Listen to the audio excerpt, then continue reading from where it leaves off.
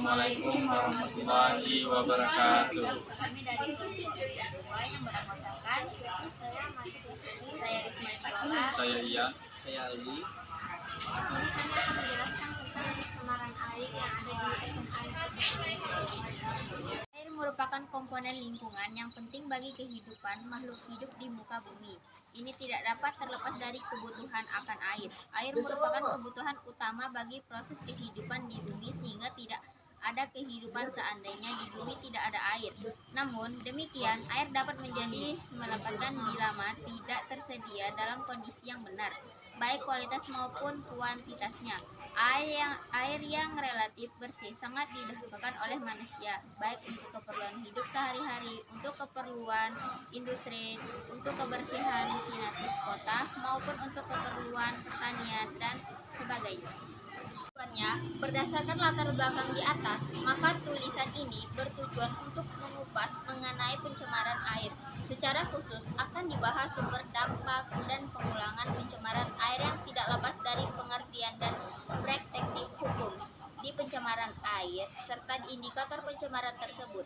Diharapkan dengan adanya penjelasan mengenai dampak pencemaran air beserta penanggulangannya, maka akan timbul kesadaran dari kita semua yang pada akhirnya pencemaran dapat dikurangi dan didapatkan sumber air yang aman.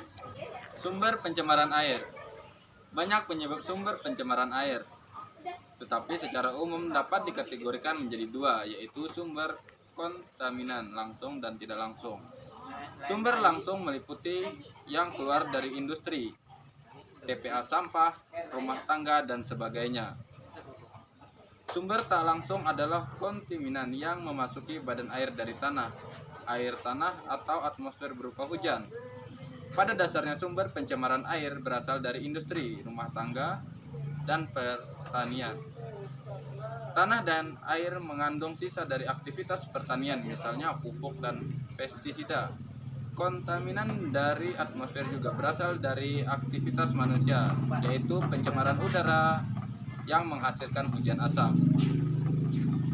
Dampak pencemaran air.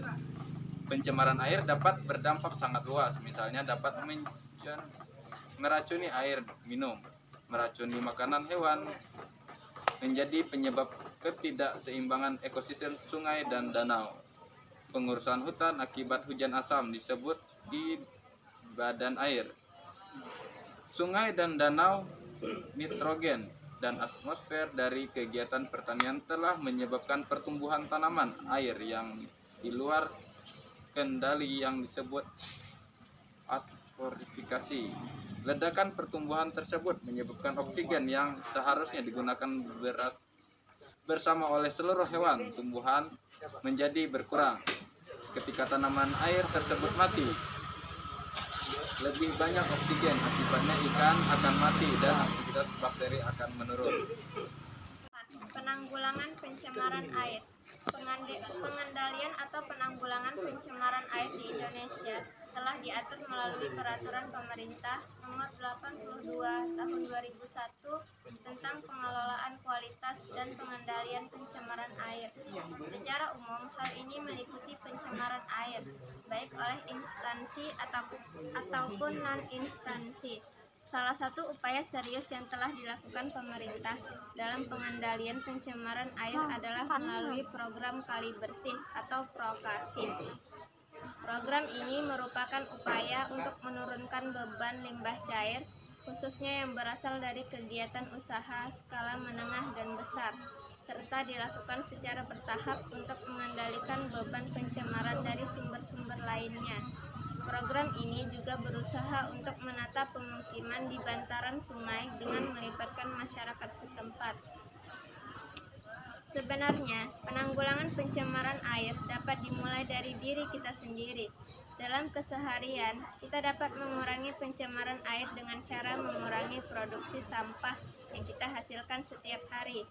Selain itu, kita dapat pula mendaur ulang dan mendaur pakai sampah tersebut. Kita pun perlu memperhatikan bahan kimia yang kita buang dari rumah kita, karena saat ini kita telah menjadi masyarakat kimia yang menggunakan ratusan jenis zat kimia dalam keseharian kita, seperti mencuci, memasak, membersihkan rumah, memupuk tanaman, dan sebagainya. Kita harus bertanggung jawab terhadap berbagai sampah seperti makanan dalam kemasan kaleng, minuman dalam botol, dan sebagainya yang memuat unsur pewarna pada kemasannya dan kemudian terserap oleh air tanah pada tempat pembuangan akhir.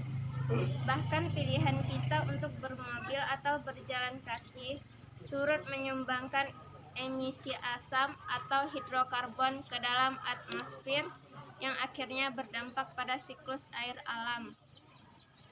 Teknologi dapat kita gunakan untuk mengatasi pencemaran air. Instalasi pengolahan air bersih, instalasi pengolahan air limbah yang dioperasikan dan dipelihara baik, mampu menghilangkan substansi beracun dari air yang tercemar. Dari segi kebijakan atau peraturan pun mengenai pencemaran air ini telah ada. Bila kita ingin benar-benar hal tersebut dapat dilaksanakan, maka penegakan hukumnya harus dilaksanakan pula. Pada akhirnya, banyak pilihan baik secara pribadi ataupun sosial yang harus ditetapkan, secara sadar maupun tidak, yang akan mempengaruhi tingkat pencemaran dimanapun kita berada. Walaupun demikian, langkah pencegahan lebih efektif dan bijaksana. Melalui penanggulangan pencemaran ini diharapkan bahwa pencemaran akan berkurang dan kualitas hidup manusia akan lebih ditingkatkan, sehingga akan didapat sumber air yang aman, bersih, dan sehat. Adalah pencemaran air dapat berdampak pada kesehatan, keselamatan, dan akhirnya berakibat pada pembangunan ekonomi. Bencana krisis air dapat merupakan ancaman bagi keberlangsungan generasi yang akan datang. Ditinjau dari segi kualitas dan kuantitas, kondisi sumber air makin menurun dan berkembangnya berbagai sumber penyakit. Tingginya pencemaran air disebabkan limbah industri yang tidak diolah dahulu, serta limbah rumah tangga pada permukiman yang dibuang ke badan sungai. Terbatasnya upaya pengendalian pencemaran air diperparah dengan rendahnya kesadaran masyarakat terhadap lingkungan, serta kurangnya penegakan hukum bagi pelanggar pencemaran lingkungan.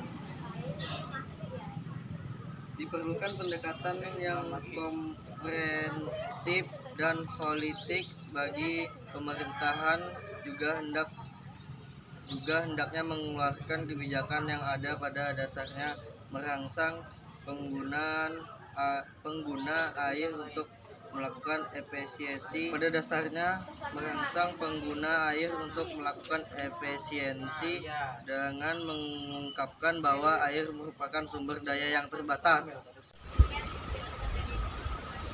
Wabillahi taufiq wal hidayah.